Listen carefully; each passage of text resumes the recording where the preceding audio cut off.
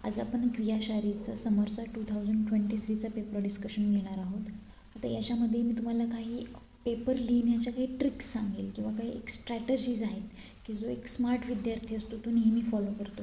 तर आता आपण जर बघितलं तर आपला जो टोटल पेपर आहे हा 100 मार्क्स आहे. 100 मार्क्सचा पेपर आहे. त्याच्यामध्ये 4 LEQ आहेत, 8 ACQ आहेत आणि 20 MCQ आहेत, बरोबर. आता हे 4 LEQ आहेत, हे 10 मार्क्सचे आहेत, हे 5 मार्क्स ईचचे आहेत आणि हे 10 मार्क्स ईच LEQ.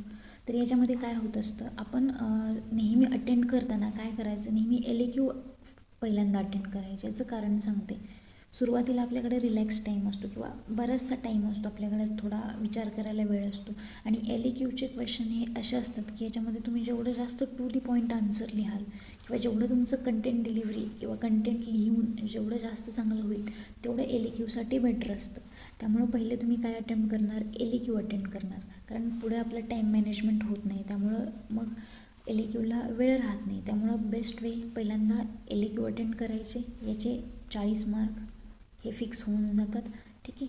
1 तासाभरात 1 तासाने पुढे 15 मिनटं वगैरे जाऊ शकते. 15 ते 20 मिनटात एक LEQ लिहून झाला पाहिजे आणि पुढचा 1 ते 1.25 तास, 1 तास 15 मिनटं या एवढ्या टाईममध्ये 8 ACQ लिहून झाले पाहिजे, ठीक आहे. आणि उरलेला जो अर्धा तास देतात ते MCQसाठी असतो. तर टाईम मॅनेजमेंट ह्याच्यामध्ये खूप महत्त्वाचं आहे. याच्यामध्ये पहिल्यांदा LEQ अटेंड करा. LEQमध्ये जेवढं जास्त चांगलं प्रेझेंटेशन करता येईल तेवढं जास्त चांगलं प्रेझेंटेशन करा. डायग्रॅम जिथं काढायची गरजेची असेल तिथं डायग्रॅम काढा. काही श्लोकही खूप महत्त्वाचे आहेत. श्लोक येत असतील तर त्याच्यामध्ये श्लोक लिहा, प्रॉपर हेडिंग्स लिहा, त्यानंतर प्रॉपर पॉईंट्स टाका. असं पॅरेग्राफसारखं उत्तर लिहू नका, ठीक आहे. हे प्रेझेंटेशन स्किल्स पण खूप मॅटर करतात आणि याच्यावर सुद्धा आपले मार्क्स डिपेंड असतात. तर आज आपण 2023चा समरचा पेपर डिस्कशन घेणार आहोत. पेपर डिस्कशन घेण्यामागचा हेतू असा की नक्की आयडिया आली पाहिजे की कुठला प्रश्न आल्यावरती किती उत्तर लिहिणं अपेक्षित आहे किंवा कसं लिहिणं उत्तर अपेक्षित आहे, एक प्रेझेंटेशन कसं असावं ते बघूयात आपण. तर याच्यामध्ये पहिला क्वेश्चन आहे बघा. पहिला क्वेश्चन आहे SCQचा. आता मी डिस्कशन करताना SCQपासून स्टार्ट करते, पण जेव्हा तुम्ही पेपर लिहाल तेव्हा LEQपासून स्टार्ट करा आणि मग SCQ लिहा. आता बघा पहिला क्वेश्चन आहे, काय आहे याच्यामध्ये, त्रिगुण, पंचमहाभूत आणि त्रिदोष यांच्यामधला संबंध स्पष्ट करायचा आहे. श्लोक येत असेल बेस्ट, श्लोक येत नसेल तरीसुद्धा प्रेझेंट खूप चांगल्या पद्धतीनं करा. आता याच्यामध्ये श्लोक आहे बघा, त्रिगुण आणि त्रिदोष या दोघांमधला संबंध दिलेला आहे. रजोगुणोमय वायू, सत्वगुणोत्तरम पित्तम, तमो अधिकम कफः. शारंगधर पूर्वखंडामधला 5व्या अध्यायामधला आहे श्लोक हा. आता याच्यामध्ये काय दिलेलं आहे बघा, गुण दिले आहेत. असं टेबल फॉर्मॅटमध्ये लिहिलं तर बेस्ट आहे याच्यामध्ये. बघा पहिला गुण आहे रज, वात पित्त कफ असं एका साईडला लिहून घेतलं आहे आणि या साईडला गुण लिहून घेतलेत. जो आता पहिलं काय दिसतंय, रजगुणमय वायू, म्हणजे काय की रजगुण आहे त्याच्यामध्ये कुठला दोष आहे, वात दोष आहे किंवा वायू दोष आहे. सत्वगुणोत्तरम पित्तम म्हणजे काय की सत्वगुणामध्ये काय आहे, पित्त आहे. तमो अधिकम कफ म्हणजे काय की तमगुणामध्ये काय आहे, कफाचा अधिक्य आहे. हा तुमचा काय झाला त्रिगुण व त्रिदोष संबंध. आता नेक्स्ट आहे त्रिगुण आणि पंचमहाभूत संबंध. आता याच्यामध्ये नेक्स्ट बघा,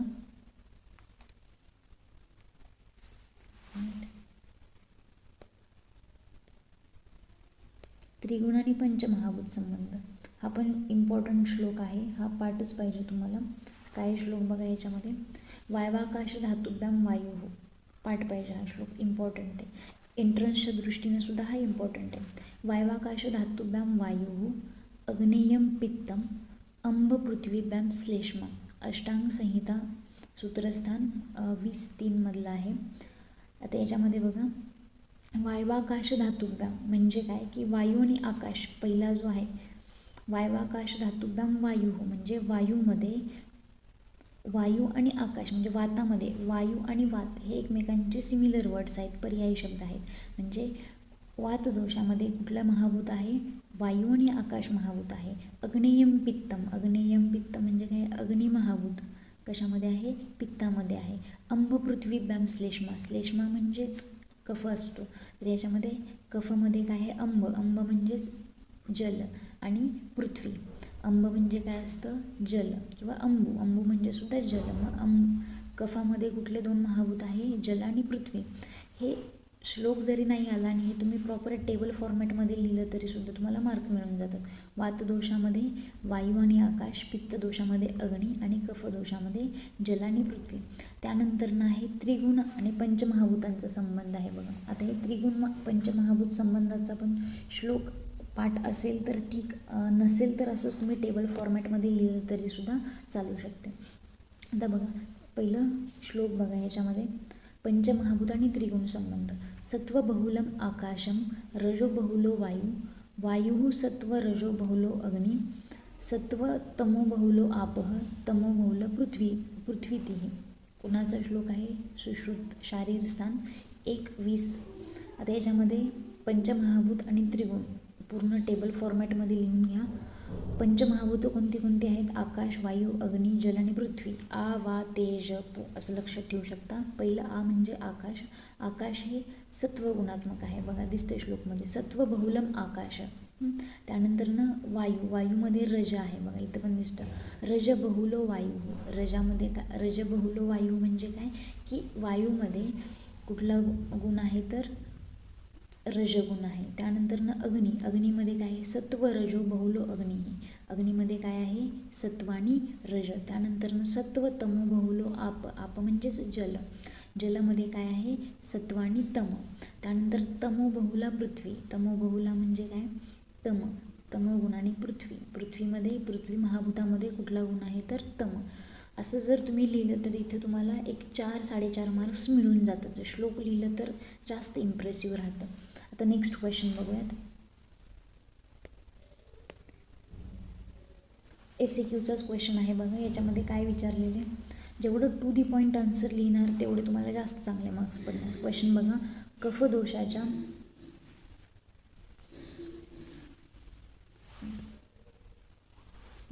बघा क्वेश्चन काय, कफदोषाच्या प्रकारांची नावे लिहून त्यांची स्थाने व कार्य लिहा. पहिलं तर नावं लिहायचीत कफदोषांची. आता हे एक डेफिनेशन मी फक्त कफ म्हणजे काय हे टाकण्यासाठी लिहिलेली आहे. तर ह्याचं कफ म्हणजे काय बघा, केन किंवा जलेन फलती इति कफ. कफ म्हणजे काय असतं की ज्या द्रव्यामुळे शरीर घटकांची वृद्धी होते. कफ हा कसा आहे, द्रवीभूत आहे बरोबर, किंवा गुरु हा त्याचा गुण आहे. तर त्याला आपण काय म्हणत असतो, कफदोष असं म्हणतो. आपल्या शरीराला स्थिरत्व ज्या दोषामुळे येतं तो असतो तो कफदोष असतो. मग ह्याचे प्रकार श्लोक पाठ नसेल डायरेक्ट लिहिले तरीसुद्धा चालू शकतो. श्लोक बघा, अवलंबक, क्लेदक, बोधक, तर्पक, श्लेष्कत्व, भेदैही श्लेष्मः. म्हणजे श्लेष्माचे भेद आहे. कोणते कोणते, अवलंबक कफ, नंतर ना क्लेदक कफ, बोधक कफ, तर्पक कफ आणि श्लेषक कफ, असे 5 प्रकारचे कफाचे प्रकार आहेत. आता हे 5 प्रकार लिहिले तुम्हाला इथं 1 मार्क मिळून जातो. आता त्याचं स्थान, प्रत्येक कफाचं स्थान आणि कार्य लिहायचं.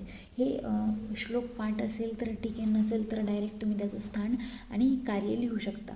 आता हे जरासं डिटेलमध्ये लिहिलेलं आहे मी मुद्दाम, का तर त्याचं थोडंफार रिव्हिजन पण व्हावी तुमची लगेच म्हणूनसाठी. बघा पहिला जो दिलेला आहे कफ तो आहे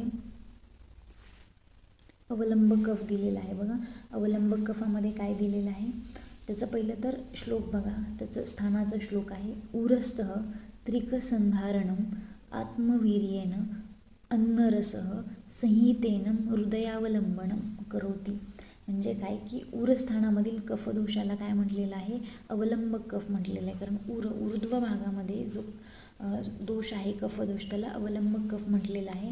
आणि त्याचं कार्य काय, पहिलं कार्य आहे त्याचं त्रिकसंधारण. त्रिकसंधारण म्हणजे काय, आपला जो पेक्टोरल गर्डल आपण म्हणू शकतो, पेक्टोरल गर्डलला धरून ठेवण्याचं काम. बघा उरस्थ अवलंबक कफ, त्रिक प्रदेश. त्रिक प्रदेश म्हणजे काय, आपले 2 बाहू आणि ग्रीवास्थ यांचा संयोग. पाठीच्या मागे किंवा पाठीच्या मागे जे इथे जे आहे याला या पूर्ण या रिजनला आपण म्हणतो पेक्टोरल गर्डल. मग ह्या पेक्टोरल गर्डलमध्ये हे त्याचं लोकेशन आहे, त्या प्रदेशात स्त्रिक असे म्हटलेले आहे. तसेच पृष्ठधारेच्या स्वतःच्या गुरु स्निग्ध गुणांमुळे धारण करतो. म्हणजे पूर्ण ह्या वरच्या अप्पर रिजनचं धारण करण्याचं काम हे कफदोष करत असतो. तसेच आणि त्याचा जो गुण आहे, गुरुगुण आहे किंवा स्निग्ध गुण आहे, त्याच्यामुळे एक स्थिरत्व प्राप्त होते आणि जे इतर अवयव आहेत त्यांनासुद्धा सामर्थ्यवान बनवण्याचं कार्य करतो.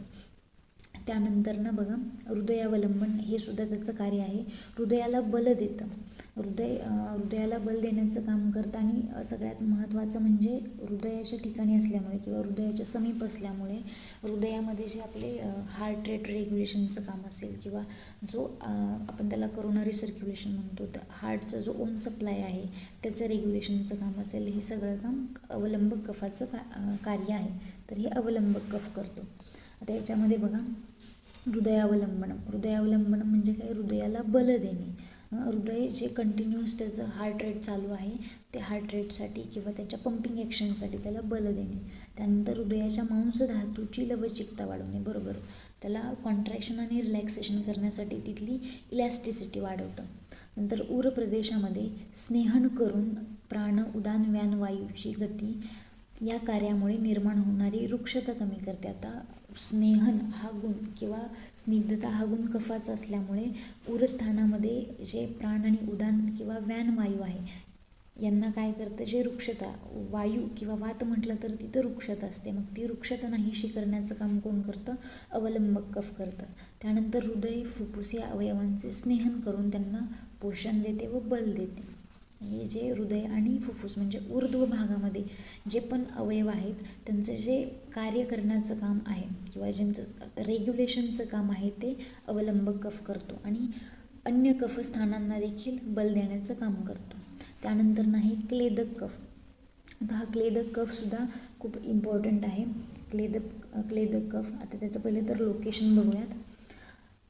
यस्त्वा आमाशय संस्थितः म्हणजे आमाशयाच्या ठिकाणी आहे. क्लेदक सो अन्नसंघात क्लेदनात अष्टांगहृदय सूत्रस्थान 12 नंबरचा श्लोक 16वा अध्याय. पहिलं काय, आमाशयातील दिलेलं बघा, यस्त्वा आमाशय संस्थित म्हणजे काय की आमाशयातील कफदोषास क्लेदक कफ असे म्हणतात. त्याचं कार्य काय आहे, आमाशयातील अन्नाला मृदुता देणे, अन्न शिथिल करणे, या कार्याला अन्नक्लेदनाचे कार्य असे म्हणतात. म्हणजे अन्न कधी आपण खूप घाईमध्ये खाल्लेलं असतं आणि त्याच्यामुळे त्याचं आपण चर्वण कधी नीट केलेलं नसतं, मग त्याच्यामध्ये आतमध्ये क्लेदता किंवा क्लेदन करण्याचं काम, क्लेदन म्हणजे थोडक्यात स्निग्धता देण्याचं काम ते करतं.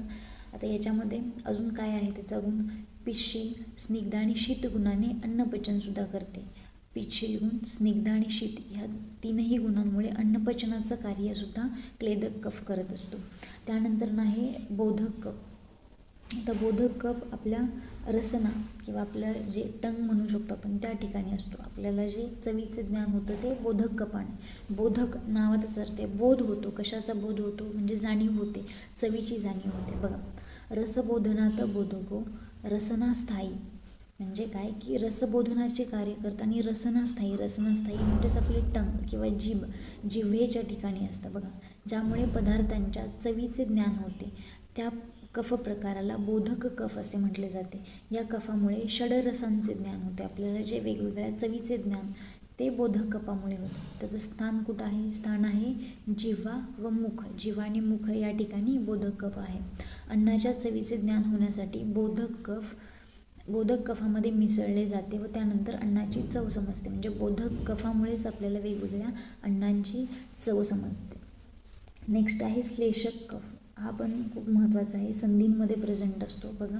श्लेषक कफ ह्याच्यामध्ये याचं कार्य बघा, पहिल्यांदा संधिश्लेषात श्लेषक संधीषु स्थित म्हणजे कुठं आहे त्याचं लोकेशन, संधीमध्ये आहे आणि संधी प्रदेशी जो कफ असतो त्यालाच आपण श्लेषक कफ असे म्हणतो बघा. संधी प्रदेश म्हणजे त्याचं स्थान कुठं आहे, संधी प्रदेश, त्याला श्लेषक कफ म्हणतो. कार्य काय त्याचं, स्निग्ध व पेशील गुणामुळे संधींना एकत्र बांधून ठेवण्याचं काम करतो. म्हणजे दोन संधी एकत्र बांधून ठेवण्याचं काम कोण करणार, श्लेषक कफ करणार. त्यानंतर आहे तर्पक कफ, म्हणजे तर्पणाचं कार्य आहे तो तर्पक कफ करत असतो बघा. अक्षी तर्पण आपण म्हणतो, अक्षी डोळ्याच्या ठिकाणी असतो हा तर्पक कफ बघा. शिरस्थः स्नेहो अक्षी तर्पणात तर्पक म्हणजे काय की याचं जे लोकेशन आहे ते कुठं आहे, शिरस्थानांमधील कफ प्रकारास तर्प कफ असे म्हणतात आणि याचे गुण काय आहेत बघा. स्निग्ध, सांद्र व मधुर रसामुळे इंद्रियांचे पोषण करून त्यांच्या सूक्ष्म केंद्रांना कार्यक्षम ठेवतो, त्यांना तृप्त ठेवतो व शिरप्रदेशातील मस्तिष्काचे रक्षण करतो. हे तर्प कफ जो आहे हा नेत्रामध्ये सुद्धा प्रेझेंट असतो आणि तिथंही त्याचं नेत्राचं जे नॉर्मल फंक्शनिंग आहे ते करण्यासाठी सुद्धा तर्प कफ मदत करत असतो. त्यानंतर थर्ड SQ आहे बघा, हा पण खूप महत्त्वाचा आहे आणि हा श्लोकही खूप महत्त्वाचा आहे. हा तुम्हाला लास्ट इयरपर्यंत श्लोक इम्पॉर्टंट आहे, सेकंड इयरला पण आहे आणि तुम्हाला लास्ट इयरला सुद्धा षटक्रियाकालचा श्लोक आहे. तर पहिला प्रश्न बघूयात. संचय अवस्थेची सुश्रुतोक्त व्याख्या लिहून संचयाची लक्षणे वर्णन करा. आता दोष संचयाची लक्षणे याच्यामध्ये सांगायचे आहे. आता पहिल्यांदा आपल्याला व्याख्या, षटक्रियाकालाची व्याख्या सांगायची. काय व्याख्या? संचयम च प्रकोपम च प्रसरम स्थान संशयम व्यक्तिभेदम चयो व्यक्ती दोषानां स भवेद विषद. म्हणजे काय की आपल्याला संचय षटक्रियाकाल नावातच अर्थ, षट म्हणजे सहा क्रियाकाल सांगितलेले आहेत सुश्रुतांनी. तर त्याच्यामध्ये पहिला काल जो आहे तो संचय आहे किंवा चय अवस्था आपण त्याला म्हणतो, प्रथम अवस्था आहे ही. नंतर हे प्रकोप म्हणजे स्वस्थानामध्ये दोष काय होतात, साठून त्यांचा प्रकोप होतो. नंतर प्रसर, दोष काय करतात, स्वस्थानातून निघून दुसरीकडे पसरतात, शाखा किंवा इतर मार्गामध्ये ते पसरतात. त्यानंतर स्थान संशय, वेगवेगळ्या ठिकाणी जाऊन ते तिथं म्हणजे वेगळ्या स्वस्थान सोडून दुसरीकडे जाऊन ते स्थान संश्रित होतात. त्यानंतर व्यक्ती भेद, अशा टोटल किती आहेत, 6 षटक्रियाकाल सांगितलेले आहेत बघा. आता संचय अवस्थेचं वर्णन सांगितलेलं आहे किंवा दोषानुसार जी संचय अवस्था आहे त्या दोषानुसार संचय अवस्था वर्णन करायला सांगितलेली आहे. आता याच्यामध्ये षटक्रियाकालातली ही पहिली अवस्था आहे. संचय अवस्था ही षटक्रियाकालामधली पहिली प्रथम अवस्था आहे. दोषांची स्वस्थानामध्ये वृद्धी होणे म्हणजेच संचयचं डेफिनेशन आहे. संचय म्हणजे काय की दोष स्वस्थानामध्येच साठतात आणि तिथंच त्याची वृद्धी होते, त्यालाच आपण संचय अवस्था म्हणतो. ज्या कारणांमुळे दोषांची वृद्धी होते त्या कारणांचा द्वेष वाढवणे हे त्याचं प्रमुख लक्षण आहे. म्हणजे काय, ज्या कारणांनी दोषांची वृद्धी होते त्या कारणांचं सेवन होणे त्यालाच आपण हे म्हणत असतो. म्हणजे त्यामुळे वेगवेगळी लक्षणे निर्माण होतात. म्हणजे सपोज वाताचा संचय झाला तर वाताच्या संचित अवस्थेमुळे काय काय लक्षणे आढळून येणार, तर ते आता लक्षणे बघूयात. लक्षणांचा श्लोक आहे, पाठ झाला तर ठीक, अदरवाईज तुम्ही टेबल फॉर्मॅटमध्ये त्याचे लक्षणे पाठ करू शकता. एतानी खलु दोषस्थानानि येषु संचीयते दोषा तत्र संचितानां खलु दोषानां स्तब्धपूर्णकोष्ठता पीतावभासता मंदोष्मता च अंगाणां गौरव आलस्यं चयकारण विद्वेषश्चेती लिंगाणी भवन्ति सुश्रुत सूत्रस्थान. आता याच्यामध्ये काय सांगायचं यांना खूप महत्त्वाचं आहे. वात, पित्त आणि कफ ह्या श्लोकामध्ये तिघांचीही संचय अवस्था दिलेली आहे. तर पहिल्यांदा वाताची लक्षणं दिलेली आहेत बघा. वाताची काय लक्षणे आहेत, स्तब्धपूर्णकोष्ठता म्हणजेच काय की पक्वाशयामध्ये वायू साठून राहतो, त्याला आपण काय म्हणतो, स्तब्धपूर्णकोष्ठता. आणि तो वायू साठून राहिल्यामुळे पोट फुगते व अंतरांच्या हालचाली न झाल्याने रुग्णाला अस्वस्थ वाटते. स्तब्धपूर्णकोष्ठता म्हणजे काय की स्तब्ध म्हणजे काय, एका ठिकाणी साठून राहणे. पक्वाशयामध्ये वायू एकाच ठिकाणी साठून राहतो आणि त्यामुळे पोट फुगते आणि अंतराच्या हालचाली कमी होतात. त्यानंतर पित्तचयाची लक्षणे किंवा पित्त संचित झाला तर काय काय होते, पितावभासता म्हणजे काय, जो पिवळसर वर्ण येतो. कुठे कुठे येतो बघा, त्वचा, नखे, डोळे किंवा नेत्र, मूत्र, पुरुषाला पिवळेपणा येतो, त्यालाच आपण पित्त संचयाची लक्षणे म्हणतो. त्यानंतर कफ संचयाची लक्षणे, मंदोष्मता म्हणजे काय असते की शीतगुणाच्या वृद्धीमुळे शीतगुणाची वृद्धी होते आणि त्याच्यामुळे थंडी वाजणे. त्यानंतर शरीर गौरव, कफ आहे त्यामुळं शरीरामध्ये गुरुता वाढलेली असणार, स्थिरत्व वाढलेले असणार बघा. गुरु मंद गुणामुळे यांच्या वृद्धीमुळे शरीर जड होणे, त्यालाच आपण शरीर गौरव किंवा आलस्य वाढतो, उत्साह, आलस्य दिलेले बघा. आलस्य म्हणजे काय, उत्साह कमी होणे, कोणतेही काम करण्याची इच्छा न राहणे, त्यालाच आपण आलस्य म्हणत असतो. त्यानंतर त्याचं महत्त्व काय बघा, हे सुद्धा खूप महत्त्वाचं आहे की संचय अवस्था जी आहे त्याने म्हणजे खूप चिकित्सेमध्ये याचे खूप जास्त इम्पॉर्टन्स आहेत.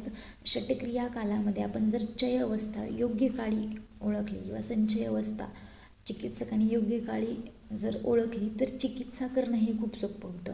जसं जसं पुढच्या अवस्थेमध्ये रुग्ण जाईल त्यानुसार चिकित्सा करणे अवघड होते. त्यामुळं जो रुग्ण आहे त्या रुग्णाने योग्य वेळी योग्य अवस्था ओळखून त्याची चिकित्सा करावी. त्याचं महत्त्वसुद्धा दिलेलं आहे बघा. महत्त्वामध्ये काय दिले की चय अवस्था ही दोष विकृती अतिशय सौम्य असते. चय अवस्थेमध्ये सगळ्यात महत्त्वाचं, चय अवस्थेमध्ये दोषांची विकृती ही एकदम सौम्य असते, म्हणजे एकदम सुरुवातीच्या स्टेजला असतात दोषांची वृद्धी. म्हणून चिकित्सकाने अवस्था ओळखणे व त्वरित चिकित्सा करावी व त्यामुळे रोगाच्या जो दोषांची प्रसर अवस्था आहे म्हणजे संचय अवस्थेमध्ये जर आपण योग्य चिकित्सा केली तर तो प्रसर अवस्थेमध्ये दोष जाणार नाही आणि त्यामुळं रुग्ण लवकर बरा होईल असं सांगितलेलं आहे. हीच आपल्याला चय अवस्थेची जे इम्पॉर्टन्स आहे ते दिलेलं आहेत. म्हणजे आपल्याला काय करायचं, चय अवस्थेमध्ये दोष ओळखायचे, त्याची लक्षणं आपल्याला पहिल्यांदा तर लक्षणं दिलेली आहेत. आपण लक्षणं जर आपल्याला माहीत असतील तर लक्षणानुसार आपण कुठल्या दोषाची चय अवस्था आहे हे आपल्याला समजून जाईल आणि त्यानुसार आपण त्याची ट्रीटमेंट करणार किंवा चिकित्सा देणार. चौथा SCQ आहे बघा. चौथ्या SCQमध्ये खूप महत्त्वाचं आहे, प्रिव्हियस इयर याच्या अगोदर पण आलेला आहे हा क्वेश्चन. आहार द्रव्याच्या आधारावर आहाराचे वर्गीकरण लिहून आहार परिणामकारक भावांचे वर्णन करा. तर पहिलं तर आहार म्हणजे काय असतं, अहिर्यते इति आहार. अहिर्यते म्हणजे काय की जे शरीराचे पोषण करते आपण त्याला आहार असे म्हणतो. आपण जो नित्य आहार सेवन करतो त्यामुळे आपल्या शरीराची पुष्टी होते, पोषण होते. आता आहार द्रव्ये दिलेली आहेत, 2 प्रकारचे असतात, एक असतं स्थावर आणि एक असतं जांगम. आता बघा स्थावर म्हणजे काय आणि जांगम म्हणजे काय. स्थावर म्हणजे स्थिर, जे आता वनस्पती किंवा खनिजे एकमेक हालचाल करत नाही, स्थावर एका ठिकाणी असलेले स्थिर. आणि जांगम म्हणजे थोडक्यात जे म्हणजे हालचाल करू शकतात किंवा प्राणीज घटक येतात त्याच्यामध्ये. बघा आता स्थावरमध्ये काय येणार, वनस्पती द्रव्यामध्ये धान्य, भाज्या किंवा फळे हे आहार द्रव्य. खनिज द्रव्यांमध्ये काय येणार, मीठ किंवा सैंधव हे दोन्ही खनिज द्रव्य आहेत. जांगम द्रव्यामध्ये सगळे प्राणीज द्रव्यामध्ये मग गोघृत असेल किंवा मांसाहार असेल हे सगळं जांगम द्रव्यामध्ये येतं. आता आहार परिणामकारक भाव, श्लोक खूप इम्पॉर्टंट आहे. हा श्लोक पाठ केला तरी बेस्ट राहील. आता तुमच्याकडं वेळ जर असेल तर तुम्ही 100% सगळे श्लोक पाठ करा. एक श्लोकाची आपण एक व्हिडिओ पण आहे आपला एक श्लोकाचा, तर त्याच्यामधनं तुम्ही रेग्युलर जरी श्लोक ऐकले तरी आपोआप पाठ होऊन जातात. म्हणजे श्लोक ही एका दिवसात घोकून किंवा पाठ करण्यासारखी गोष्ट नाही आहे. श्लोक हे म्हणजे नियमित ते ऐकले पाहिजे आणि बेस्ट वे तर असंच वाटतं मला श्लोक पाठांतराचा. एकदा तुम्ही वाचून घ्या, एकदा दोनदा वाचून घ्या, त्याचा अर्थ समजून घ्या आणि ज्यावेळी तुम्हाला फ्री टाईम असेल त्या फ्री टाईममध्ये कानात हेडफोन घालायचे आणि ते श्लोका एकतर स्वतःच्या ओन ऑडिओमध्ये ते रेकॉर्ड करून ठेवा किंवा आपलं ते लेक्चर असणारच आहे त्यातून तुम्ही ऐका, पण ते नित्य श्रवणानेच तुमचे ते श्लोक पाठ होणार आहेत. त्यामुळं श्लोक पाठ करण्यासाठी तुमच्याकडे वेळ असेल तर 100% तुम्ही करा. आता आपण ह्याच्यामध्ये जेवढे इम्पॉर्टंट श्लोक देणार आहेत तेवढे तरी इम्पॉर्टंट श्लोक झालेच पाहिजे. आता आहार परिणामकारक भाव बघा. आहार परिणाम करसित्वमे भावा भवन्ति तद्यतः कोणते आहेत, उष्मा, वायू, क्लेदः, स्नेह, काल, समयोगश्चेती. चरक शारीरस्थान 6-14. आता ह्याच्यामध्ये जेव्हा तुम्ही सेकंड इयरला जाल तेव्हा चरक शारीरस्थान आहे तुम्हाला, शारीरस्थान चरकचं, तर तेव्हाही हा श्लोक इम्पॉर्टंट आहे. त्यामुळे तुम्ही आत्ताच जर हा श्लोक केला तर हा तुम्हाला सेकंड इयरसाठी सुद्धा इम्पॉर्टंट श्लोक आहे. आता ह्या प्रत्येकाचा आहार परिणामकारक भाव दिलेले आहेत. कोणते आहेत बघा, उष्मा, वायू, क्लेद, स्नेह, काल व संयोग हे आहार परिणामकारक भाव आहेत. आणि ह्या प्रत्येक भावाचं आपल्याला काय करायचं, हे जे आहार परिणामकारक भाव आहेत त्या प्रत्येकाचं कार्य लिहायचं आहे. आता उष्माचं आहारामध्ये काय कार्य असणार, तर उष्माचं कार्य असणार पचन. बघा, उष्मा पचती, उष्माचं कार्य काय आहे, पचती. अन्नपचन करण्यासाठी अग्नी किंवा उष्मा हा एक महत्त्वाचा घटक आहे.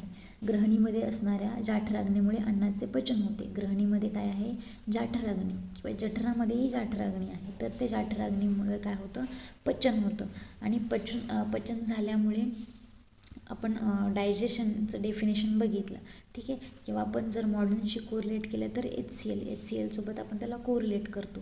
तर डायजेशनचं काम किंवा ब्रेकडाऊनचं काम आपलं हे HCl करत असतं. त्याचप्रमाणे आता नेक्स्ट आहे वायूचं काम काय असणार. आता जे आपले पेरिस्टाल्टिक मुवमेंट असतात, आपण जेव्हा सुरुवातीला बेसिक पार्ट शिकलो त्याच्यामध्ये बघितलं की वायूचं काम काय असतं, मूवमेंट. म्हणजे आपल्या शरीरामध्ये असं म्हणतात की पित्तम पंगू कफम पंगू पंगवो मलधात बघ. म्हणजे वायू हा एकमेव असा आहे की जो हालचाल करतो. बाकी पित्त पंगू आहे, कफसुद्धा पंगू आहे. म्हणजे पित्तसुद्धा हालचाल करत नाही आणि कफसुद्धा हालचाल घडवून आणत नाही शरीरामध्ये, किंवा मल किंवा इतर जे धातू आहेत ते सुद्धा नाही. पण हालचाल घडवून आणण्याचं काम हे कोणाचं आहे, वायूचं आहे. त्यामुळं वायू आपल्या शरीरामध्ये ज्या आतमधल्या ज्या कुठल्याही प्रकारच्या हालचाली होत आहेत त्या वायूमुळे होत आहेत. त्यामुळे बघा वायू अपकर्षण होणे म्हणजे काय की एका ठिकाणावरून दुसऱ्या ठिकाणी जाणे. जी मूवमेंट होते अन्नाची ती वायूमुळे होते. आता बघा याच्यामध्ये वायूमुळे अन्नाचे अपकर्षण होते. अपकर्षण म्हणजेच काय, अन्न मुखामधून आमाशयामध्ये जाते, आमाशयामधून ग्रहणीमध्ये जाते आणि त्या अन्नाचे पचन होऊ शकते.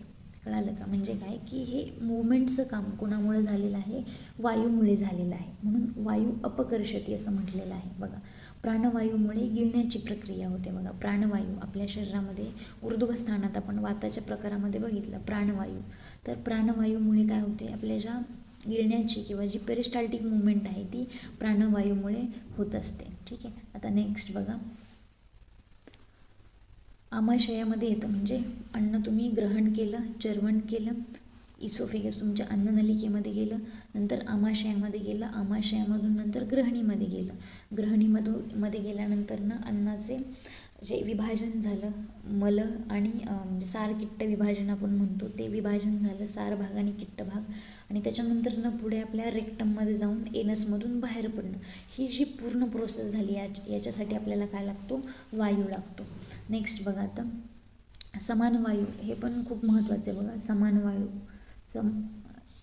समान वायूमुळे सुद्धा आपल्या याचे पचन होते म्हणतो ना.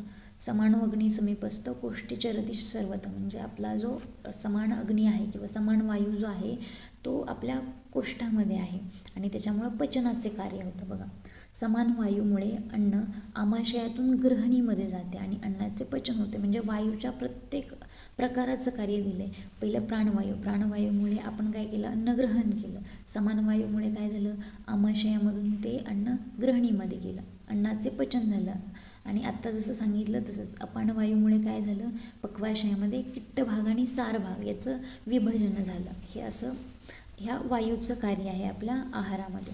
नेक्स्ट आहे क्लेद आणि स्नेह. आता हे पण खूप महत्त्वाचं आहे की क्लेद जे अन्नपचनाची जी प्रक्रिया होत आहे त्यासाठी क्लेद खूप महत्त्वाचं आहे. बघा क्लेद शैथिल्य, बघा क्लेद शैथिल्यम अपाद्रयती स्नेहो मार्दवम जनयती चरक शारीरस्थान. अगेन हा श्लोक इथं पाठ केला तर सेकंड इयरसाठी सुद्धा इम्पॉर्टंट आहे. क्लेद म्हणजेच काय असतो, ओलावा. जे द्रवत्व येतं त्यालाच आपण क्लेद असे म्हणत असतो. अन्नाला ओलावा प्राप्त करून देण्याचे कार्य क्लेदक कफ करतो. आता हे पण महत्त्वाचं आहे.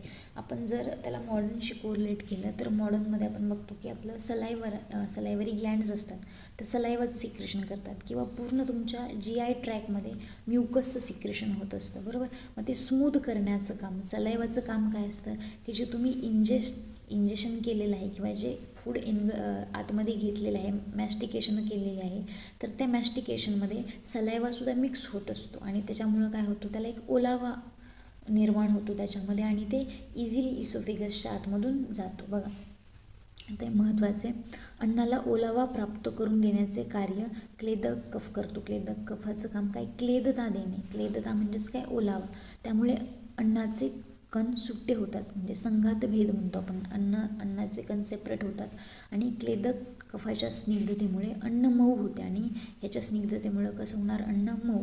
अन्नाचा संघात भेद होणे शक्य होते. म्हणजे मऊपणा आल्यामुळे, स्मूथनेस आल्यामुळेच काय होऊ शकतं, ते जे अन्न आहे त्याचं विभाजन झालं. त्यानंतर कालसुद्धा महत्त्वाचं आहे. पचन काल किंवा आपण बघणार नंतर मंदाग्नी, तीक्ष्णाग्नी याच्यावरून ठरवतो आपण कालावरनं. आता बघा याच्यामध्ये काय आहे, कालह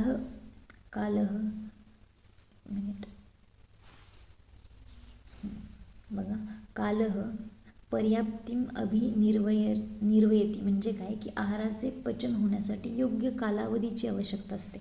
मॉडर्नसोबत अगेन कोरिलेट केलं तर आपल्याला माहिती आहे स्टमकमध्ये जे 4 to 5 आवर्स असतं, म्हणजे 4 ते 5 तास अन्न पचण्यासाठी स्टमकमध्ये वेळ लागतो. नंतर ना ते स्मॉल इंटेस्टाईन आणि मग लार्ज इंटेस्टाईनमध्ये जातं. मग आता ह्याच्यानुसार किंवा आपण कुठल्या प्रकारचं अन्न खातो, जर आपण कधी नॉनव्हेज खाल्लं तर ते पचायला जास्त वेळ लागतो. म्हणजे आपण गुरु आहार पचण्यासाठी अधिक वेळ लागतो, तर लघु आहार पचण्यासाठी कमी वेळ लागतो. बघा, लाया, मूग, हलके पदार्थ यांना पचण्यासाठी कमी काळ लागतो. त्याच्यानंतर ना मांसाहार असेल किंवा गुणात्मक गोड पदार्थ असतील तर त्यांना पचण्यासाठी अधिक काळ लागतो. खूप महत्त्वाचं आहे. मग हे अग्नीवरून आपण 2 प्रकारच्या अग्नी किंवा 3 प्रकारच्या अग्नी आहेत तशा मंद अग्नी, तीक्ष्ण अग्नी आणि विषम अग्नी. मंद अग्नी आपण कसं ठरवतो, जे पचण्यासाठी अधिक काळ लागतो त्याला आपण मंद अग्नी. तीक्ष्ण अग्नी आपण कसं ठरवतो, कमी काळात ज्याच्यामध्ये जास्त पचन होतं त्याला आपण तीक्ष्ण अग्नी म्हणतो. समयोग, आता हे समयोग म्हणजे काय बघा, महत्त्वाचं हे सुद्धा. समयोगस्त्वेषां परिणाम धातू सात्म्यकरः संपेद्यते म्हणजे काय, उष्मा, वायू, क्लेद, स्नेह व काल यांचं योग्य प्रकारे एकत्र आल्याने समयोग होऊन अन्नपचन व्यवस्थित होते व धातू पोषण उत्तम प्रकारे होते. म्हणजे काय, उष्मा म्हणजे अन्न पचण्यासाठी उष्मा गरजेचं आहे. वायू, पचलेलं अन्न पुढे आमाशयातून ग्रहणीमधून पक्वाशय किंवा पुढे जाण्यासाठी वायूची गरज आहे. क्लेदता नसेल तर अन्नाचं म्हणजे ब्रेकडाऊन होणार नाही असं आपण म्हणू शकतो, किंवा अन्नसंघात सुट्टे अन्नाचे कण होणार नाही. कालसुद्धा तितकंच महत्त्वाचं आहे. अन्न हे योग्य वेळेतच पचन झालं पाहिजे. खूप जास्त दीर्घकालही लागायला नको पचनाला आणि खूप कमी कालावधीतही नको व्हायला. मग ह्या सगळ्यांचं ज्यावेळी एकत्रीकरण होतं, हे सगळे म्हणजे उष्मा, वायू, क्लेद, स्नेह आणि काल ह्या सगळ्या गोष्टी एका वेळी त्यांचं योग्य कार्य करतात, त्यावेळी अन्नाचे पचन व्यवस्थित होते आणि मग त्याच्यापासून रस, रक्त हे जे धातू आहेत ह्या धातूंची निर्मिती होते आणि मग धातूंचं पोषण होतं. तर नेक्स्ट क्वेश्चन बघूयात. अवस्थापक, आता याच्यामध्ये अवस्थापकाच्या 3 अवस्था आहेत. बघा, आता प्रश्न वाचते तर सगळेच क्वेश्चन मला खूप डिटेलमध्ये डिस्कस करणं पॉसिबल नाही आहे, पण मी ट्राय करेल की आपल्याला कमी वेळामध्ये जास्तीत जास्त क्वेश्चन डिस्कस करता येतील. आपल्याला आपल्या ॲपमध्ये याची PDF मिळून जाईल, त्यामुळे तुम्ही इझिली हे वाचून घेतलं तरीसुद्धा चालेल. हे डिस्कशन आहे, आता खूप जास्त गोष्टी मला किंवा इथं काही कॉन्सेप्ट मला सांगता येणार नाहीत. ठीक आहे, ते आपल्या डिटेल लेक्चरमध्येच होईल. सो आता अवस्थापक बघूयात आपण. कसं लिहायचं तुम्हाला फक्त एक इन जनरल आयडिया येऊन जाईल. ठीक आहे, आता अवस्थापक 3 अवस्थापक आहेत. प्रश्न बघूयात पहिला. अवस्थापकाच्या 3 अवस्थेंची नावे लिहून अवस्थापकांची नावं लिहिली. मधुर, आम्ल, कटू 1 मार्क मिळाला. लिहून कफाचे उदिरण होणाऱ्या अवस्थेचे वर्णन करा. कफाचे उदिरण हे मधुर अवस्थापकामध्ये होतं, त्यामुळे तुम्ही मधुर अवस्थापक, आम्ल अवस्थापक, कटू अवस्थापक नाव लिहिलं, 1 मार्क मिळाला. आता इथून पुढचं मधुर अवस्थापकचं जे तुम्ही डिस्क्रिप्शन लिहिणार त्याला 4 मार्क मिळणार. आता बघा, मधुर अवस्थापक 3 अवस्थापक समजले तुम्हाला. आता याच्यामध्ये स्थूल पाचन आणि सूक्ष्म पाचन अशा 2 गोष्टी असतात. मग ते स्थूल पाचन जे आहे त्यालाच आपण अवस्थापक असे म्हणतो. बघा, आहार पचन क्रियेला स्थूल पाचन असे म्हणतात. स्थूल पाचनामध्ये सेवन केलेल्या आहाराला 3 अवस्थांमधून जावे लागते, म्हणून स्थूल पाचन क्रियेला अवस्थापक असे सुद्धा म्हणतात. 3 अवस्था आहेत, मधुर, आम्ल आणि कटू. त्यातली मधुर अवस्था श्लोक पाठ करा, खूप इम्पॉर्टंट आहे. तुम्हाला कधी MCQमध्ये सुद्धा विचारलं जातो. ब्लँक जागा देतात आणि ते भरायला सुद्धा येतं, त्यामुळे हे श्लोक पाठ करून ठेवा, हा खूप महत्त्वाचा आहे. अन्नस्य भुक्तमात्रस्य षड्रसस्य प्रपाकतः मधुराद्यात कफोभावात फेनभूत उदीर्यते. चरक चिकित्सास्थान 15-9. अगेन लास्ट इयरपर्यंत ही इम्पॉर्टंट आहे. आत्ता श्लोक पाठ केला तर शेवटपर्यंत राहणार. बघा, सेवन केलेल्या षड्रसात्मक अन्नाच्या मधुर पाकापासून फेनभूत कफाचे उदिरण होते. म्हणजे काय की दातांनी चर्वण केलेल्या अन्न आमाशयामध्ये येते. आमाशयाच्या ऊर्ध्व भागामध्ये क्लेदक कफ असतो, आपल्याला माहिती आहे. क्लेदक कफ क्लेदता किंवा त्याला ओलावा किंवा आपण म्हणतो त्याला एक स्निग्धता देण्याचं काम करणार क्लेदक कफ अन्न आमाशयाच्या ऊर्ध्व भागामध्ये येताच समान वायूच्या प्रेरणेमुळे काय काय होतं, म्हणजे नक्की स्थूल पाचनाची किंवा मधुर अवस्थापाकामध्ये काय काय होतं. पहिलं तर आपण अन्न सेवन केल्यानंतर आमाशयामध्ये आलं. आमाशयामध्ये क्लेदक कफामुळे त्याला स्निग्धता मिळाली. स्निग्धतेनंतर समान वायू आपण बघितलेलं समान अग्नी समेपस्थ कोष्ठी चरती सर्वतः, म्हणजे इथं कुठला वायू आहे तर समान वायू आहे. समान वायूच्या प्रेरणेमुळे आमाशयाची हालचाल जोराने होऊ लागली. पण त्याला पेरिस्टाल्टिक मुवमेंट म्हणत असतो. आतमध्ये चर्निंग प्रोसेस होते स्टमकमध्ये व त्यामुळे आमाशयातील क्लेदक कफाचे उदिरण होते. आणि चर्निंगची प्रोसेस झाल्यामुळे काय होतं, क्लेदक कफाचे उदिरण होते. फेनभूत म्हणजे त्याच्यामध्ये कफाचा गुण आहे. गुण म्हणण्यापेक्षा कफ हा फेनभूत असतो. ठीक आहे. त्यानंतर बघा, आमाशयातील अन्न मधुर रसात्मक होते. क्लेदक कफासोबत जेव्हा तो मिक्स होतो, अन्न जेव्हा क्लेदक कफासोबत मिक्स होतो त्यावेळी त्याला मधुर रस प्राप्त होतो आणि अन्न कसे बनते, मधुर रसात्मक बनते. अजून काय होतं बघा, आमाशयाच्या हालचालींमुळे मधुर झालेले अन्न घुसळले जाते व मधुर अन्नामुळे काय होते, तो जो मधुर रसामुळे त्याला एक फेसाळपणा येतो. मगाशी पण सांगितलं मी तुम्हाला, फेनभूत आणि फेसाळ कफाचे उदिरण होते. या प्रक्रियेस आपण मधुर अवस्थापाक असे म्हणतो. त्यामध्ये पृथ्वी व जलमहाभूत अंशाचे प्राधान्याने विघटन होऊन अन्नाला मधुरत्व प्राप्त होते, म्हणजे मधुरता त्याला प्राप्त होते. आणि मधुर अवस्थापाकाची जी लक्षणं आहेत ते आपल्या शरीरावर कशी दिसतात बघा. जेवल्यानंतर लगेच पहिला अवस्थापाक असतो तो मधुर अवस्थापाक असतो. आणि मधुर अवस्थापाक जेव्हा चालू असतो त्यावेळी गुरु स्निग्ध कफाचे उदिरण आमाशयामध्ये होते व त्यामुळे जेवल्यानंतर लगेच अंगगौरव. जर जेवल्यानंतर ही लक्षणं दिसत असतील तर म्हणायचं आता कुठला अवस्थापाक चालू आहे, मधुर अवस्थापाक. जेवल्या आपल्याला सुस्ती येते ना, ती काय येते तर आपला मधुर अवस्थापाक चालू असतो. बघा काय काय लक्षणं दिसतात, अंगगौरव दिसणार, झोप येणे, डोळे जड होणे, ही लक्षणे दिसून येणार. ही जर लक्षणं दिसली तर म्हणायचं की आत्ता पचनक्रियेमधला कुठला अवस्थापाक चालू आहे, मधुर अवस्थापाक. चलो नेक्स्ट क्वेश्चन. मधुर अवस्थापाक आणि षड्रस संबंध एवढं जरी लिहिलं वरती आहे तेवढं तरी पण सफिशियंट आहे.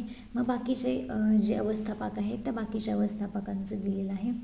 मधुर अवस्थापाक आणि षड्रस संबंध हे जरा इम्पॉर्टंट आहे. याच्यावरून क्वेश्चन येण्याचे चान्सेस MCQला पण येतात याच्यावरून क्वेश्चन.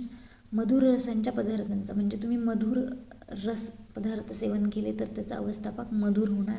त्याचप्रमाणे आम्ल आणि कटू चवीचे पदार्थांचं सेवन केलं तरी देखील मधुर अवस्थापाक होतो. मधुर रसामुळे होणारे कफाचे उदिरण जास्त प्रमाणात असते तर कटू रसाच्या पदार्थामुळे होणारे कफाचे उदिरण अल्प प्रमाणात असते. कफ हे मधुर गुण जो आहे, म्हणजे कफाचा गुण हा मधुर आहे. त्यामुळं मधुर रसात्मक तुम्ही जे पण काही सेवन करणार त्यावेळी कफाचे उदिरण अधिक होणार ॲज कम्पेअर टू कटू रस. मधुर रसात्मक आहाराचं सेवन केलं तर कफाचं उदिरण अधिक होणार. तेच कटू रसाचं जर सेवन केलं तर कफाचं उदिरण कम्पेअर टू मधुर कमीच राहणार. ठीक आहे. कटू असेल तर कमी कफाचे उदिरण आणि मधुर असेल तर कफाचे उदिरण अधिक राहणार. नेक्स्ट बघा आता क्वेश्चन. आता हे मॉडर्नचे क्वेश्चन आहे, त्याच्यामध्ये 2 SCQ जे आहेत ते मॉडर्नचे असतात. हे पॉझिटिव्ह फीडबॅक आणि निगेटिव्ह फीडबॅक हे तुम्हाला 11th-12thमध्ये झालेलं आहे. 11thमध्ये तुम्ही जेव्हा एंडोक्राईन सिस्टीम शिकत होता त्यावेळी झालेले हे निगेटिव्ह फीडबॅक. म्हणजे कुठल्या पण गोष्टीची, इथं पण थायरॉइड ग्लँड्सचं एक्झाम्पल दिलेलं आहे. सपोज तुमचं हायपरथायरॉइडिझम झालेलं आहे. ठीक आहे. तर हायपरथायरॉइडिझममध्ये काय होणार, म्हणजे आपल्या हायपोथॅलॅमसला आपण बॉस म्हणतो आणि पिट्युटरी ग्लँडला पण काय म्हणतो, मास्टर एंडोक्राईन ग्लँड म्हणतो. का, कारण जे रेग्युलेशनचं काम आहे, पहिला जो सिग्नल आहे हायपोथॅलॅमसकडून तो अँटिरियर पिट्युटरीला येतो. अँटिरियर पिट्युटरीकडून हॉर्मोन्स सिक्रेट होतात त्या ऑर्गननुसार स्पेसिफिक आणि ते टार्गेट ऑर्गनवरती ॲक्ट होतात. तसं आता इथं आपल्याला एक एक्झाम्पल घेतलं आहे थायरॉइड ग्लँड, ठीक आहे. आता थायरॉइड ग्लँडमध्ये पहिल्यांदा काय होणार की सपोज हायपर थायरॉइडिझम झालं आहे, पहिलं बॉडी स्वतःच्या ओन लेवलवरती काम करते की जे वाढलेलं हायपर थायरॉइडिझम आहे ते कमी करण्याचा प्रयत्न करते. कसं करणार, सपोज हायपर थायरॉइडिझम झालं, पहिल्यांदा सिग्नल कोणाला जाणार, हायपोथॅलॅमसला जाणार. एक मिनिट, पहिला सिग्नल कोणाला जाणार, हायपोथॅलॅमसला. कशासाठी जाणार की आता काहीतरी वाढले, बॉडीला डिटेक्ट झाले, आता हा सपोज हायपोथॅलॅमस आहे, ठीक आहे. त्याच्यानंतर इथे पिट्युटरी ग्लँड आणि इथं आहे तुमची थायरॉइड ग्लँड. हायपर थायरॉइडिझम झाले, पहिला सिग्नल कोणाला जाणार, बॉसकडे म्हणजेच हायपोथॅलॅमसकडे. हायपोथॅलॅमस काय करणार, सिक्रेशन जास्त होते, मग इन्हिबिट करण्यासाठी इन्हिबिटिंग हॉर्मोन रिलीज करणार. हायपोथॅलॅमस काय करणार, जो इन्हिबिटिंग हॉर्मोन आहे, ओव्हर सिक्रेशन होतं तर ते आपल्याला काय करायचं आहे, कमी करायचं आहे. मग इथं काय करणार, रिलीजिंग हॉर्मोन पाठवणार, कोणाकडे पाठवणार, पिट्युटरी ग्लँडवर. पिट्युटरी ग्लँडमधला पण अँटेरियर पिट्युटरीमध्ये थायरॉइड स्टिम्युलेटिंग हॉर्मोन किंवा पुढे कमांड जाणार की वाढलेलं सिक्रेशन आहे ते आता काय करायचं, आपल्याला कमी करायचं आहे. आणि मग हे परत पिट्युटरी ग्लँड कोणावर ॲक्ट होणार, थायरॉइड ग्लँडवर ॲक्ट होणार आणि वाढलेलं सिक्रेशन कमी होणार. कळालं. तर असं हे फीडबॅक मेकॅनिझम आहे. हे फीडबॅक मेकॅनिझममध्ये बघा, negative feedback is the most common feedback in which system reacts in a such a way so as to arrest the change. आता चेंजेस कुठले कुठले दिलेत बघा. If there is increase in concentration of thyroxine in blood, TSH inhibits and vice versa. म्हणजे आपल्या ब्लडमध्ये थायरॉक्सिनचं प्रमाण वाढले किंवा थायरॉक्सिनचं प्रमाण कमी झालं आहे, यासाठी आपलं काय करणार, हे निगेटिव्ह फीडबॅक मेकॅनिझम काम करणार. पहिल्यांदा काय झालं, सिक्रेशन ऑफ थायरॉक्सिन इनॅक्टिव्ह फॉर्ममध्ये चालू असतं थायरॉइड ग्लँडमध्ये. Inhibition of TSH from pituitary, secretion जास्त झाले, मग पिट्युटरी ग्लँडला काय होणार, TSH म्हणजेच थायरॉइड स्टिम्युलेटिंग हॉर्मोनचं सिक्रेशन कमी करण्याचा सिग्नल मिळेल. डिक्रीज सिक्रेशन ऑफ थायरॉक्सिन, जर हायपोथॅलॅमसकडनं पिट्युटरी ग्लँडला सिग्नल आला इनहिबिटिंगचा, पिट्युटरी ग्लँड काय करणार, जे TSH हॉर्मोन आहे अँटेरियर पिट्युटरी सिक्रेट करते, TSH हॉर्मोनचं सिक्रेशन कमी होणार, अल्टिमेटली ते थायरॉइड ग्लँडवर ॲक्ट होणार आणि जे थायरॉक्सिनचं सिक्रेशन आहे ते थायरॉक्सिनचं सिक्रेशन कमी होणार. थायरॉक्सिनचं सिक्रेशन कमी झाल्याच्या नंतरनं परत जे नॉर्मल लेवल आहे, रेग्युलर जे नॉर्मल आपलं जे आहे त्याच्यामधलं नॉर्मल काय म्हणतो थायरॉक्सिन लेवल ब्लडमधली, ते रेग्युलेट करण्याचं काम करणार. Stimulation of TSH, decrease thyroxine आणि नॉर्मल थायरॉक्सिन, म्हणजे एकतर वाढलेलं असेल किंवा कमी झालेलं असेल तर हे रेग्युलेट करण्याचं काम हे निगेटिव्ह फीडबॅक मेकॅनिझम करतं. पॉझिटिव्ह फीडबॅक मेकॅनिझम बघा. Positive feedback is the feedback in which system reacts in a such a way as to increase the intensity of the change in same direction. म्हणजे काय, suppose injury to blood vessel and bleeding, म्हणजे clotting मेकॅनिझममध्ये positive जे feedback mechanism आहे त्याच्यामध्ये प्रोथ्रॉम्बिनचं secretion असेल किंवा आपलं फायब्रिनोजिनचे इनॅक्टिव्हचं कन्व्हर्जन ॲक्टिव्हमध्ये करणं असेल, म्हणजे क्लॉटिंगचं जे आपण क्लॉटिंग फॅक्टर्स पूर्ण बघितले ते इनॅक्टिव्ह फॉर्मचे ॲक्टिव्ह फॉर्ममध्ये कन्वर्ट करणे हे आपलं पॉझिटिव्ह फीडबॅक मेकॅनिझममध्ये जातं. आता याच्यामध्ये काय झालं, इंजुरी झाली आहे, ब्लिडिंग चालू आहे, फॉर्मेशन ऑफ प्रोथ्रॉम्बिन ॲक्टिवेटर, प्रोथ्रॉम्बिनचं कन्व्हर्जन थ्रॉम्बिनमध्ये होणार, ठीक आहे. प्रोथ्रॉम्बिन टू थ्रॉम्बिन, आता हे आपण बघितलेलं आहे की प्रोथ्रॉम्बिन कसं असतं, इनॅक्टिव्ह असतं आणि थ्रॉम्बिन कसं आहे, ॲक्टिव्ह आहे. कन्व्हर्जन ऑफ फायब्रिनोजन टू फायब्रिन, हे सुद्धा फायब्रिनोजनचं कन्व्हर्जन फायब्रिनमध्ये काय झालं, कारण फायब्रिनोजन हे कसं आहे, इनॅक्टिव्ह आहे, इनॅक्टिव्हचं कन्व्हर्जन ॲक्टिव्हमध्ये झालं आणि मग ब्लिडिंग काय झालं, स्टॉप झालं. हा काय झाला, पॉझिटिव्ह फीडबॅक. तर नेक्स्ट बघा, नेक्स्ट क्वेश्चन आहे स्टमक. आता हा पण ॲनाटॉमीमध्ये पण झालेला आहे, ह्याच्याबद्दल म्हणजे मी जास्त काही सांगण्यासारखं नाही आहे. हा खूप कॉमन क्वेश्चन आहे. स्टमकचा जे शेप स्ट्रक्चर आहे, इन जनरल 5 मिनटात फक्त स्टमक रिवाईज करते. जे शेपचं स्ट्रक्चर आहे सॅक लाईक स्ट्रक्चर आहे, त्याचे पार्ट्स फंडस असेल, बॉडी असेल किंवा पायलोरिक असेल, कार्डियक रिजन असेल, वरच्या साईडला कार्डियक स्पिंक्चर असतं, त्यालाच आपण गॅस्ट्रोइसोफेजियल स्पिंक्चरसुद्धा म्हणतो. बॅकफ्लो प्रिव्हेंट करतं. रुगे प्रेझेंट असतात त्याच्या आतमध्ये. त्याचं कॅपॅसिटी लिहा. लहान बाळांमध्ये 30 ml त्याची कॅपॅसिटी असते. अडल्टमध्ये त्याची 1000 लिटर टू 1.5 लिटरपर्यंत ते एक्सटेंड होतं. HCl असतं. HClचं काम काय आहे? ब्रेकडाऊन करणे आहे. म्हणजे हे तुम्ही लिहू शकता. याच्यामध्ये मी असं जास्त काही सांगावं असं काही नाही. Greater curvature, lesser curvature, 2 curvature आहेत, 4 पार्ट्स आहेत. त्याच्यानंतर लेयर्स पण खूप महत्त्वाचे आहेत. हे इनर लेअर असतो त्याला म्युकोसा म्हणायचं. आउटर टू इनर हे जरा असं सांगते बघा. जे सिक्वेन्सेस आहेत इनर SM वरून लक्ष ठेवायचं. SM जो इनर आहे त्याला म्हणायचं म्युकोजा. त्याच्यानंतरनं हा S म्हणजे सब म्युकोजा. म्युकोजाच्या नंतर असतो तो सब म्युकोजा. त्यानंतरनं याला म्हणायचं मस्क्युलॅरिस. आणि हा सगळ्यात आउटर जो आहे त्याला म्हणायचं सेरोसा. हा आउटर टू इनर सिक्वेन्स आहे. मस्क्युलॅरिसचे परत 2 पार्ट पडतात. लोकीवरनं लक्ष ठेवायचं आहे. लोकी म्हणजे इनर जे मसल्स असतात, इनर जो पार्ट आहे त्याचा तो सर्क्युलर आहे आणि आउटर आहे तो लॉन्जिट्युडिनल, असं तुम्ही हे लक्षात ठेवू शकता. त्याच्यानंतर म्युकोसाचा जो लेअर आहे हा म्युकस सिक्रेशन करत असतो, हे असं लिहू शकता. त्यानंतरनं रुगे आपण लिहिलं की रुगे त्याच्यामध्ये फोल्डिंग्स आहेत. इनर लेअरला त्याला आपण रुगे म्हणत असतो. हे ग्लँड्स वगैरे आहे याच्यामध्ये. सिक्रेशन्स लिहू शकता आपण. चीफ सेल्स पेप्सिनोजनचं सिक्रेशन करतात. Renin, oxyntic cells, parietal cells, Castle intrinsic factor, vitamin B12चं ॲब्झॉर्प्शन करतं. हे तुम्ही पाहून घ्या. आता याच्यामध्ये खूप एवढा आपल्याकडे वेळ नाही की सगळ्या गोष्टी डिस्कस होतील.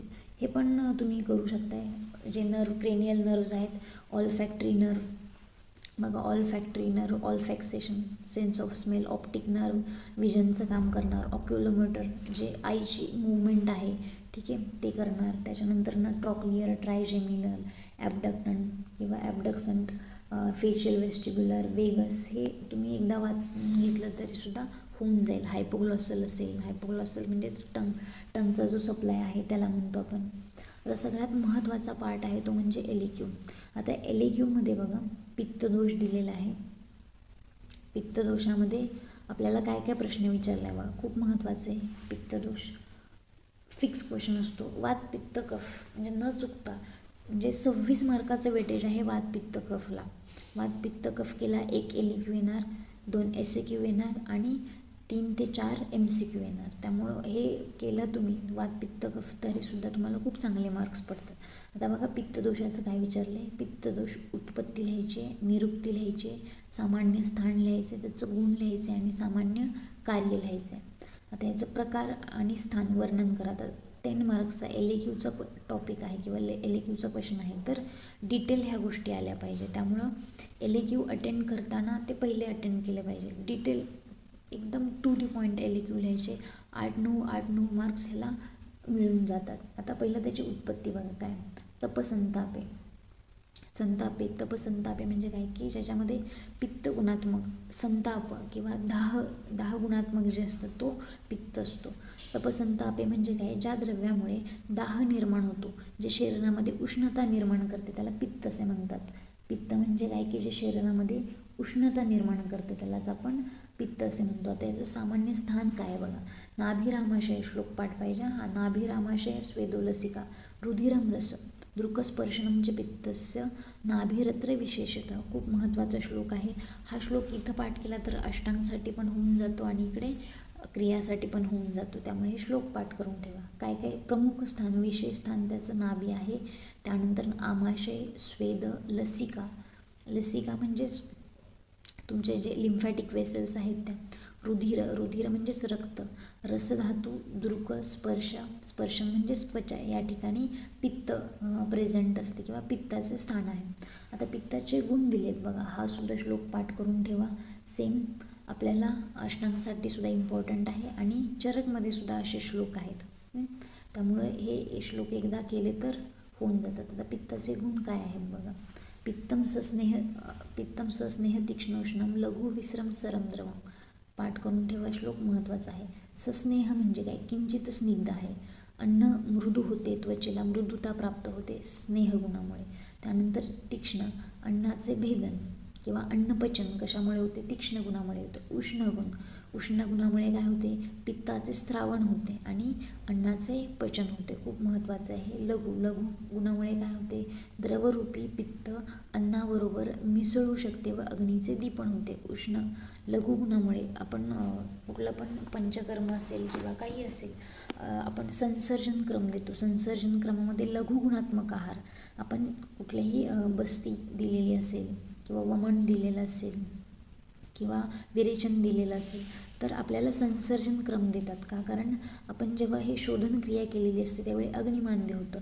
मग अग्निमांद्य झालेलं आहे तर दीपण करण्यासाठी लघुगुण महत्त्वाचं आहे. लघुगुणाचं कार्य काय आहे, दीपण करणे. मग हे दीपण. नेक्स्ट आहे विस्रम, म्हणजे जे द्रव्य मुखाद्वारे उलटून पडते त्याला येणारी दुर्गंधी विस्र गुणात्मक आहे. पित्त कसं आहे, दुर्गंधीयुक्त आहे. त्यानंतर सर, पित्तदोषाला ऊर्ध्व किंवा अधोगती प्राप्त होते. सर म्हणजे कसं, थोडक्यात गती. पित्ताला काय आहे, गती आहे. द्रव म्हणजे काय, अन्नाबरोबर मिसळू शकते. हे काय आहेत, पित्ताचे गुण आहेत, महत्त्वाचे. त्यानंतर पित्ताचे सामान्य कार्य, हे सुद्धा खूप महत्त्वाचं आहे. पित्तम पक्त्युष्म दर्शनेही, म्हणजे काय, पित्त हे पक्त्युष्म दर्शनेही. आता याच्यामध्ये पक्ती म्हणजे काय, अन्नपचन. पित्ताचे सगळ्यात हे कॉमन फंक्शन आहे. काय, पित्त काय करतं, अन्नाचे पचन करतं. त्यानंतर उष्मा म्हणजे काय, की जे नॉर्मल आपल्या बॉडीचं टेम्परेचर आहे ते नॉर्मल बॉडीचं टेम्परेचर रेग्युलेट करण्याचं काम, किंवा थोडक्यात आपण होमिओस्टॅसिस म्हणू शकतो. थर्मोरेग्युलेशनचं काम हे पित्त करतं. तर बघा याच्यामध्ये उष्मा, देहाची उष्मा टिकवून ठेवणे. नंतर दृक म्हणजेच काय, की दर्शन, दृष्टीज्ञान होते. क्षुत म्हणजेच काय, भूक लागणे. त्रुट म्हणजेच तहान. रुची म्हणजे काय, अन्नाची योग्य चव समजणे. प्रभा म्हणजे त्वचेला कांती देणे किंवा त्वचेमध्ये जे आपल्या हे आहे एक ग्लो म्हणू शकतो आपण, तो ग्लो असेल किंवा एक कांती जी आहे ती पित्तामुळे येते. त्यानंतर मेधा म्हणजेच ग्रहणशक्ती पित्तामुळे येते. शौर्य, पराक्रम, एक ॲग्रेसिव्हनेस असतो. पित्त प्रकृतीच्या जर व्यक्ती बघितल्या तर त्यांच्यामध्ये एक वेगळाच ॲग्रेसिव्हनेस असतो किंवा रागीट स्वभावाचे असतात. ठीक आहे. पराक्रम किंवा धाडस, शौर्य. तनुमार्दव म्हणजे काय, त्यांची त्वचा कशी असते, मृदू प्रकारची असते. त्यानंतरचा पॉईंट आहे प्रकार. आता श्लोक पाठ असतील तर बेस्ट, पाठ नसतील त्यांचे श्लोक तर ॲटलिस्ट त्याचं एक्सप्लेनेशन तरी खूप चांगलं लिहिलं पाहिजे. तर श्लोक बघा. पित्तम पंचात्मकं तत्र पक्तामाशय मध्यगम पंचभूतात्मकत्वे अपि यत्तेजसो गुणोदयात् त्यक्तद्रवत्व पाकादिकर्मणं अनलं शब्दितं पचत्यन्नं विभजते सारकिट्टौ पृथक् तथा तत्रस्थमेव पित्तानां शोषणाप्य अनुग्रहं करोति बलदानेन पाचकं नाम तत्स्मृतम. म्हणजे काय, की त्याचं पहिलं तर स्थान बघा. ह्या पूर्ण श्लोकामध्ये त्याचं स्थान, त्याचं पांचभौतिक संघटन दिलेलं आहे, त्याचबरोबर त्याचं कार्य दिलेलं आहे. तर पाचक पित्ताचं कार्य आणि त्याचं स्थान बघा. पहिलं तर त्याचं स्थान पक्वाशय आणि आमाशयाच्या मध्ये. श्लोक बघा काय आहे. पित्तम पंचात्मकं तत्र पक्वामाशय मध्यगम, म्हणजे काय, पक्वाशय आणि आमाशय यांच्यामध्ये आहे बघा. पक्वाशय आणि आमाशयाच्या मध्ये त्याचं स्थान आहे. पंचभौतिकत्व काय आहे, अग्निमहाभूत अधिक्य पित्त आहे. ऑब्व्हियसली त्याच्यामध्ये अग्निमहाभूत अधिक्य असणार. अग्निप्रमाणे केवळ उष्ण गुणाचे बनते व पचनाचे कार्य करते. त्यक्तद्रवत्व म्हणजे काय असतं, अन्नाचे पचन करणे. आहार रस किट्ट म्हणजे आहार रस आणि किट्ट भाग म्हणजे सार भाग आणि किट्ट भाग यांचं वेगळं करतं. सार भागाचं ॲब्झॉर्प्शन होणार आणि किट्ट भाग शरीराच्या बाहेर जाणार. किट्ट म्हणजेच मल करून आहार रसाचे शोषण करते. आहार रस शोषण करणार. त्यानंतर पाचक पित्ताच्या साम्य अवस्थेवरच पित्ताच्या इतर 4 प्रकार, म्हणजे जर पाचक पित्त योग्य असेल, योग्य प्रमाणात असेल तरच इतर पित्ताच्या जी कार्य आहेत ती रेग्युलर होतात, व्यवस्थित होतात. म्हणून पाचक पित्त हे त्याचं नॉर्मल फंक्शनिंग करणं खूप गरजेचं आहे. त्यानंतर रंजक पित्त बघा. रंजकम रसरंजनात असं म्हटलं जातं. म्हणजे आमाशयाश्रितम, आमाशयामध्ये आश्रित आहे आणि त्याचं रंजकम रसरंजनात. बघा आता म्हणजे रक्ताची निर्मिती थोडक्यात करतं. आमाशयाश्रयम पित्तम रंजकम रसरंजनात. म्हणजे काय स्थान कुठं आहे? आमाशय. यकृत आणि प्लीहा यामध्ये सुद्धा आहे. या श्लोकामध्ये नाही आहे पण इतर आचार्यांच्या श्लोकामध्ये आहे यकृत आणि प्लीहा.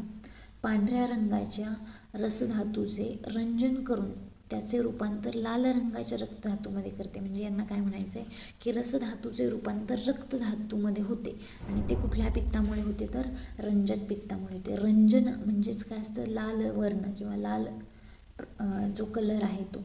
रंजक पित्ताचे रसरंजन कार्य योग्य प्रकारे झाले तरच रक्तधातू निर्माण होणार. बरोबर आहे. रसपासून जर रक्त निर्माण होत आहे तर रंजक पित्त व्यवस्थित असेल, रंजक पित्ताचं योग्य कार्य होत असेल तरच रसापासून रक्ताची निर्मिती होणार आहे. अंतत्वचा, सप्तत्वचा, बाह्यत्वचा यांना वर्ण देण्याचं कामसुद्धा रंजक पित्त करत असते. साधक पित्त हे पण महत्त्वाचं आहे. बघा साधकम हृदगतम पित्त म्हणजे त्याचं पहिलं तर फंक्शन बघा.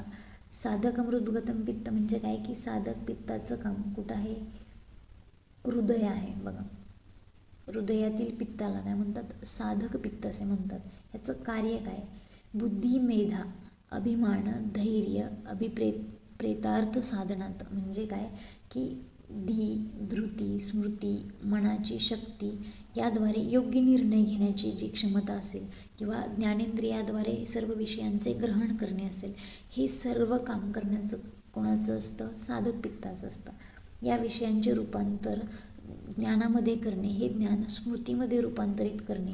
आता याच्यामध्ये पहिलं इंद्रिय काय करणार? ग्रहण करणार. आता सपोज एखादं उदाहरण घेतलं आपण तर रसनेंद्रिय, जिव्हा हे काय आहे? ज्ञानेंद्रिय आहे.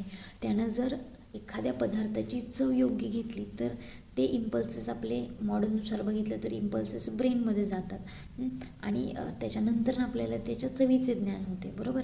मग चवीचे ज्ञान केव्हा होणार? जेव्हा साधक पित्ताचे कार्य योग्य असेल तेव्हा. अभिमान असेल, संकल्प, धाडस हे साधक पित्तामुळे होते. भ्राजक पित्त त्वचेमध्ये असते. बघा त्वकस्त भ्राजकम पित्तम भ्राजनात त्वच. म्हणजे काय की जे त्वचेच्या ठिकाणी असलेलं जे भ्राजक पित्त आहे बघा, त्वचेमधील पित्ताला भ्राजक पित्त असे म्हणतात. त्वकस्थम भ्राजकम भ्राजनात त्वच. सोपा आहे श्लोक, लगेच होऊन जाईल. ज्या पित्तामुळे त्वचेला तेज प्राप्त होते, त्वचेचा वर्ण प्रकाशित होतो, त्याला आपण काय म्हणतो? भ्राजक पित्त असे म्हणत असतो. स्पर्शनासाठी त्वचेमधील भ्राजक पित्ताची साम्य अवस्था स्पर्शन क्रियेसाठी त्वचेमध्ये असल्यामुळे ते स्पर्शन क्रियेसाठी महत्त्वाचं आहे. त्यानंतर नाही आलोचक पित्त. लोचन म्हणजे काय असतं? नेत्रामध्ये हे स्थित असतं. बघा आलोचक. रूपलोचनात स्मृतम दृकस्थ आलोचकम. म्हणजे काय की डोळ्यामधील पित्ताला आलोचक पित्त म्हणतात.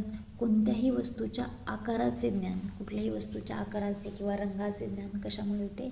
आलोचक पित्तामुळे होते. प्रकाशाची तीव्रता, कुठल्या प्रकाशाची किती तीव्रता आहे? डोळ्यातील बाहुलींच्या स्नायूंचे आकुंचन प्रसरण. आपल्याला माहिती आहे की ज्यावेळी म्हणजे डार्क प्युपिलचं डायलेशन आणि कॉन्स्ट्रिक्शन, ठीक आहे, जेव्हा लाईट जास्त पडते तेव्हा प्युपिल्स काय होतात? कॉन्स्ट्रिक्ट होतात. आणि प्रकृतीचे सविस्तर वर्णन करायचं आणि प्रकृती परीक्षणाचे महत्त्व. प्रकृती परीक्षणाचं काय महत्त्व असणार? तर प्रकृतीमध्ये आपल्याला एखाद्या व्यक्तीची प्रकृती माहीत असेल तर त्यानुसार आपल्याला चिकित्सा करणे सोपे पडते. त्यानंतर वात प्रकृतीचे काय काय असते? वृक्ष असते, लघु, चल, बहु, त्यानंतर शीघ्र, शीत ह्या प्रकारच्या वात प्रकृती असते. तर याच्यामध्ये सगळं आता एवढे श्लोक किंवा श्लोकाचं डिस्क्रिप्शन देणं तर पॉसिबल नाही. आपले जे रेग्युलर लेक्चर आहेत त्याच्यामध्ये ऑलरेडी एक्सप्लेन केलेलं आहे किंवा जे आपल्या क्रॅश कोर्सची बॅच आहे त्याच्यामध्ये पण एक्सप्लेन केलेलं आहे. तर हे तुम्ही फक्त एकदा बघून घ्या आणि ह्याची PDF तुम्हाला पाठवली जाईल. तर त्या PDF मधून हे तुम्ही वाचा.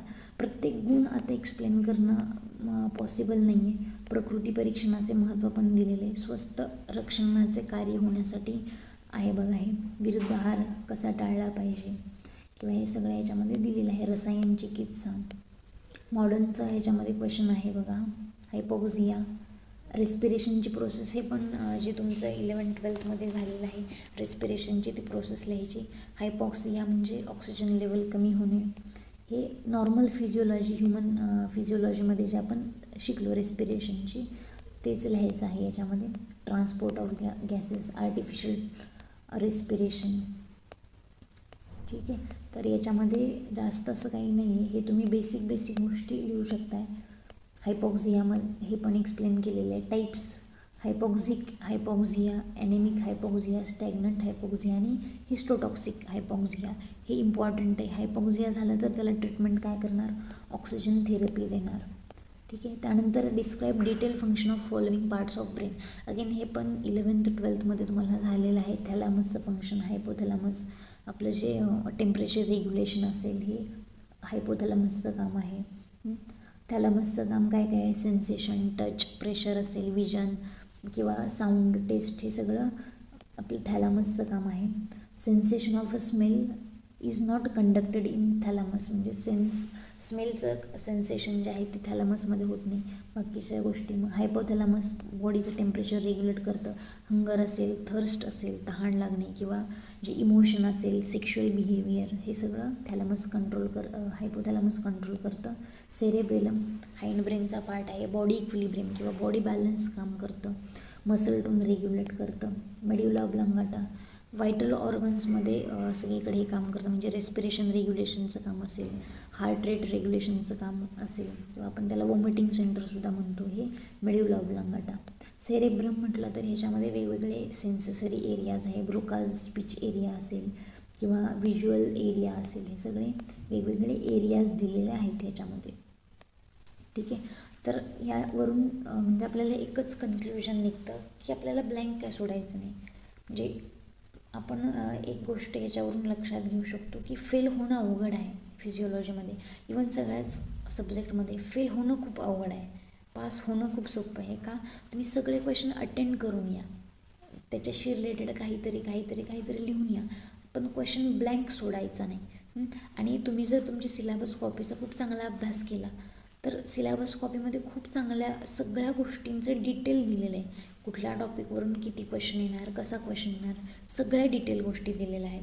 सो सिलॅबस कॉपीला समोर ठेवून सगळे सिलॅबस पॉईंट कंप्लीट करा आणि त्यानुसार अभ्यास करा. ठीक आहे, जो नेक्स्ट पेपर आहे तो आपण नेक्स्ट लेक्चरमध्ये डिस्कस करूयात. So thank you.